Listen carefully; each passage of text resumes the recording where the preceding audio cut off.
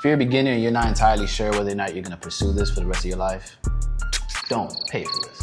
Autofocus, frame rate, 8-bit to 10-bit. The autofocus comparison between the two, huge upgrade as well. Yeah, even I say you can't go wrong with the A7RV. Cannot, like professionals are still using it, I was still using it. Have you noticed the big difference coming from the A7RV to the A7RV?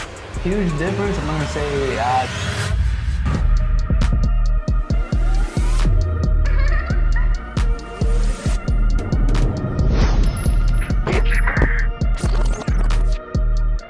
Hey, what we talking about, man? Today we're talking about the goated A7RV. Is it one of the best hybrid cameras for photographers?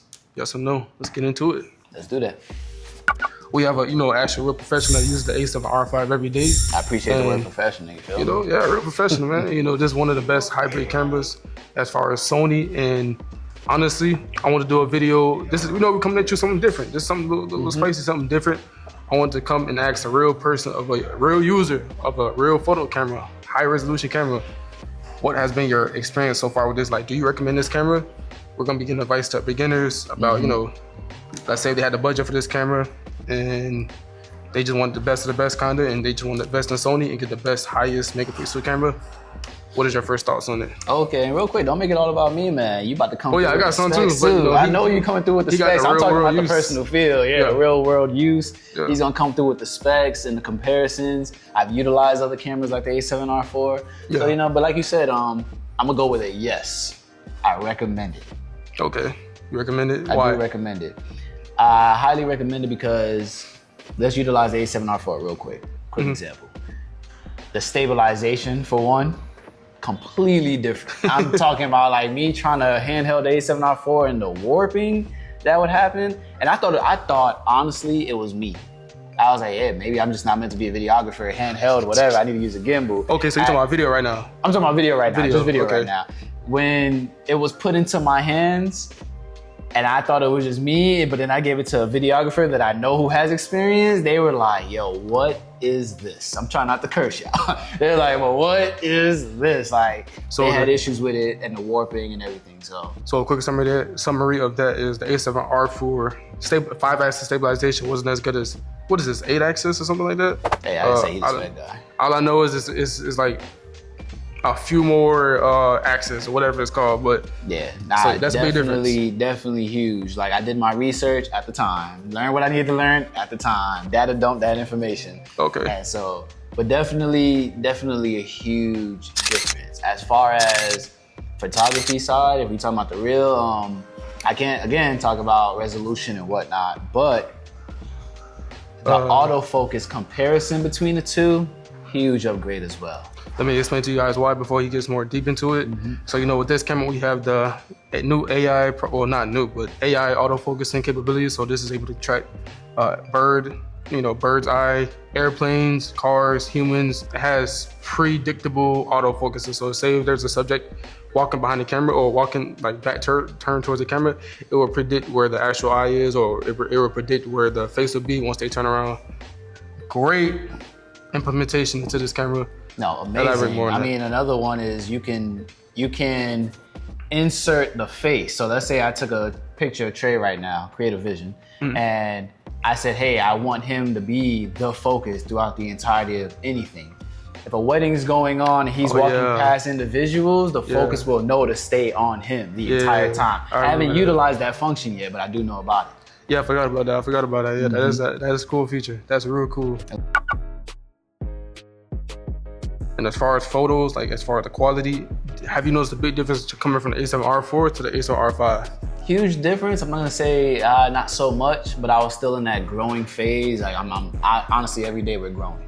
There's never no lock-in in one specific moment. But if there was a difference between the photo quality, I didn't see too much of it because, like I said, I'm moving up regardless. Yeah. But overall, A7R4, if you're coming through as a beginner, amazing Yeah. beginner camera at this point. Yeah, even I said you can't go wrong with A7RV. Cannot. Like professionals are still using it. I was still using it. I switched solely to also utilize the video capabilities, like he's mentioned earlier, the 8K. Which is the biggest reason why this is even different from the A7R4. From as far as I know, I'll say the biggest thing is definitely the autofocus and the what was it? It's autofocus and the recording frame rates. Autofocus, frame rate, 8-bit to 10-bit. 8-bit to 10-bit because yeah, our A7R4 was limited 8-bit to what, 4K 30? It could even do 60. Yeah. I don't think and it was 8-bit. Yeah. Now you got freaking 8K. 8K is 24 30? frames. Is it 30 or 20? 24 frames. 8K 24 frames, 4K 60. I think 1080p 120. You know, the 4K is line skip, so it's not downsample, but you know, the 8K is 8K. You can't go wrong with that. Readout is kind of slow, I'm gonna be honest, but you know, this is a photo camera with video features, so you can't really complain. Yeah, I can't complain too much. 8K high quality. Okay. Well, this dude never had to struggle with crop sensor, I guess. How do you feel about, you know, since you get to use it with the FX30 a lot? Well, he has an FX30 also, boom. Yeah, right. Full frame versus, you know, crop sensor. How do you feel about a big difference? There is a difference in terms of how much I'd like to maximize. Like again, FX3 full frame, Yeah. no crop, and like there's some, you know, if you put it in certain modes, but honestly, by the time you're putting this in 4K 60, by the time you're putting in what is it, active stabilization, so you can hold it in your hand and not get too much warping or whatnot. Crops pretty well. It crops into what the FX30 is giving you. Yeah. You may get a little bit more room if you throw this one on a gimbal instead of utilizing the active stabilization, but realistically, it's not that far off.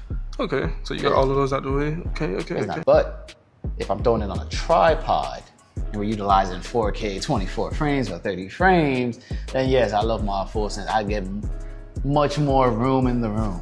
Let's put it that way. If it's a podcast, I'm not feeling like I gotta move back more, switch my lenses as much. I get more space. So again, to each their own. You gotta know what you want. Yeah, you gotta know what you're looking for. Well, you gotta know what you're investing in before you get something like that. Let's say coming from a beginner, coming into a camera like this, yes, the 61 megapixels may sound like a cool option or a cool thing to have, but do you feel like sometimes it's too much? Like the file size, you know, exporting the files is like around what, 200 megabytes per second? Each photo? It's kind of crazy. I upgraded my memory card. I was fortunate enough to get this camera with a tough card. Let's put it that way. Oh yeah, he did. He got it with a tough card. Yeah, Sony tough card. But to be honest with you, I'm not a beginner. So even my other memory cards, I had the space that I needed. The downside, which, I mean, not everybody's gonna view this as a con, but not everybody wants their photos so sharp. Yeah, true. A lot of women don't really, they prefer not to have. They don't want to see sharp. all the pores. They don't want to see the scars. They don't want that complete sharpness that comes from it. There are ways to, you know, downgrade or the quality if not, but then if you're doing that, do you want this camera? Yeah, like what's the point? Well, I guess some people like knowing the fact that they have it just in case. No, true. And I will. Hey, you've seen them. I've taken some photos on FX30. They came out looking great. So you got to know your subject, know the location you're in, know how you want the photos to be at the end of the day. And if you're fine with going in Lightroom and downing the sharpen or downing the clarity or texture, do that. A little bit more staying inside the beginner concept idea of this. Would you see this as a camera to invest in over, like, why would you recommend this, like in this range, like for this price? Why not something cheaper? Like more of a complete hybrid? If you're a beginner and you're not entirely sure whether or not you're gonna pursue this for the rest of your life, don't pay for this. Yeah. Do not. This is a dedicated decision right here. I mean, if you got the bread and you're like, hey, I wanna make sure that the day that I become raw, I got something, then yeah. If you know you're not gonna utilize it in that sense, A7R4 is still good. Price is still out there, but it's still good. You can get a used one for, I think, $1,700. Half of this. I mean, what camera? A7R4. Yeah. Shit. Probably cheaper than that, but you 17 is, you say you could try. Nah, them cameras going up, man. They are. I know somebody's selling it right now. They were trying for 2K, but you know, we ain't gonna get all that. But that was the range. Also know whether or not you're a photographer or videographer. Yeah. If you know you're a photographer more, but you're like, hey, I want a camera that can utilize videography, A7R5. If you're willing to stay within a certain budget, A7 IV, not the R4. A7 IV. Just the 4. That's the best hybrid at a good affordable price right now.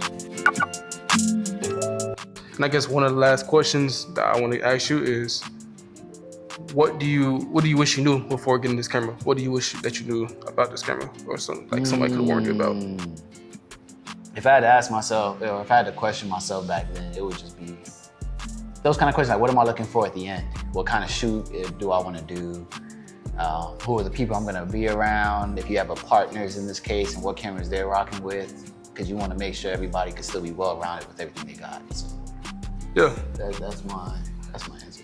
All right, Lane. Well, hey, we appreciate the feedback on it. You know, hope this helped out any beginners, and if you had any questions or anything like that, you know what I'm saying, like anything that you was wondering about, you know, this camera before investing into it. I'm pretty sure you watched 100 videos. So I hope this is the 101 video you guys watch. Anything else you want to say for the people? We will start hosting some workshops over by Red Dot Studio. That's who we just partnered up with. Yes, sir. New HQ. So any of you who are watching this who really want to know more, come in and talk to us. Head on. We're going to be teaching about all subjects: lighting, photography, videography, posing, things like that. Studio shoots, outdoor shoots. We got a lot of BTS videos coming. Even this kind of setup right here. Yeah, you'll see a lot more of this. You see, this is A1A is one of the actually first talking head videos that we actually done on the channel. You know, we're gonna just keep going with them, keep them coming. Yeah, so stay tuned, tap in. A1A. A1A.